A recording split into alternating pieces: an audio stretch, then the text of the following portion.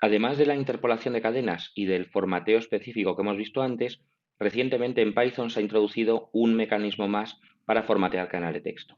En concreto son lo que se denominan f-strings o cadenas F. ¿Qué son las f-strings? Bueno, pues son una alternativa al formateo con la función format que hemos visto antes. De hecho, se emplea de una manera muy similar, pero con una principal diferencia. Lo que vamos a hacer en este caso es que vamos a crear la cadena de texto, como estamos viendo aquí, pero precedida de la letra F, ¿de acuerdo? Es decir, antes de la comilla de apertura vamos a poner la letra F. Y al igual que hicimos en el caso de format, vamos a incluir, digamos, comodines que van a estar entre llaves, como vemos aquí. Por ejemplo, estos serían las llaves de un comodín y estos serían las de otro comodín. ¿Y qué es lo que va dentro de esas llaves? Bueno, pues dentro de esas llaves lo que va a ir es un nombre de variable.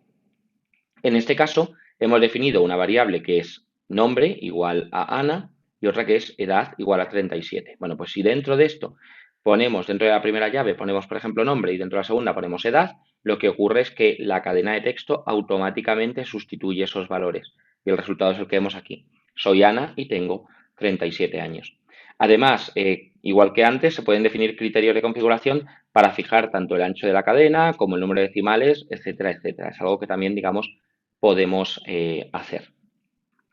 De hecho, una particularidad interesante de las f-strings o las cadenas f es que no solamente podemos incorporar variables, sino que en realidad podemos incorporar expresiones de cualquier tipo.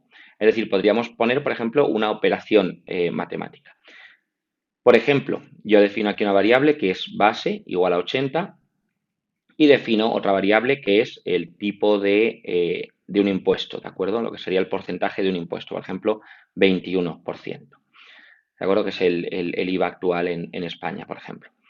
Entonces, en la cadena de texto, cuando vamos a calcular el coste total, bueno, pues o el coste del impuesto, lo que podemos hacer es que dentro de las llaves, en lugar de incorporar únicamente una variable, podemos incorporar directamente una operación. Aquí vemos que estamos multiplicando la base por el tipo y dividiendo entre 100.